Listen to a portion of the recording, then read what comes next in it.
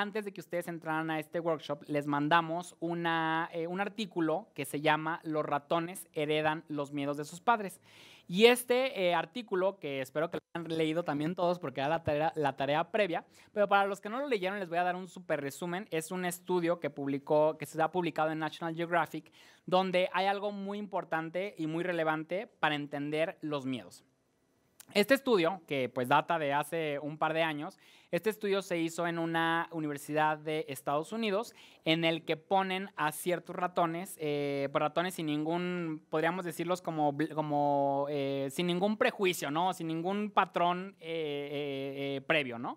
Los ponen ahí, hay un ratón que lo ponen a prueba y cada que él huele un olor, ¿no? A cítrico, le dan toques, ¿no? Le dan estos como electroshocks.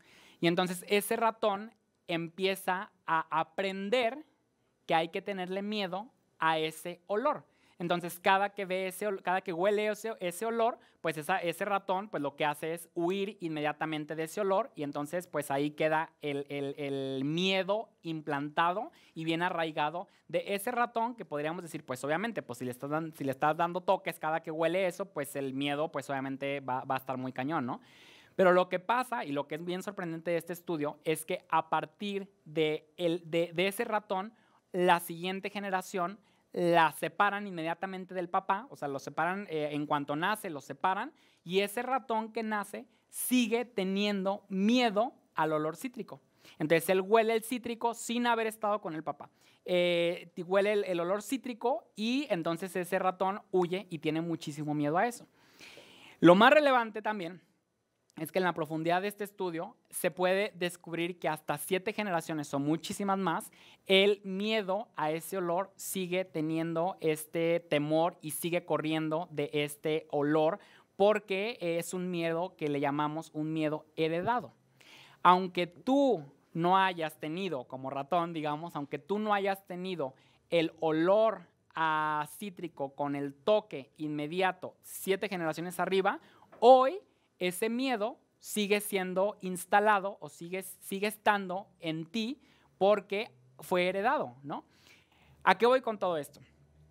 Y es más, todavía para rematar un poco más el estudio, sacaron de este ratón, del primero, ¿no? del raíz, sacan un esperma, o sea, ni siquiera tuvo como tal el bebé, él mismo, ¿no? Sino que le sacaron el esperma, lo ponen con otro óvulo de una ratona y entonces nace un ratoncito que también, y ahí es donde termina el estudio, también tiene el miedo al cítrico, también huye del olor a cítrico.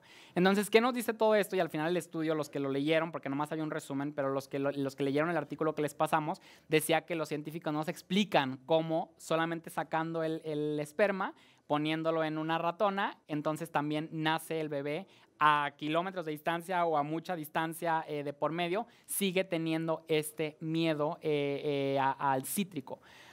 ¿Qué tiene que ver esto con los humanos? Pues tiene todo que ver porque también nosotros tenemos que entender y tenemos que hacer conscientes quiénes son esas personas que me criaron.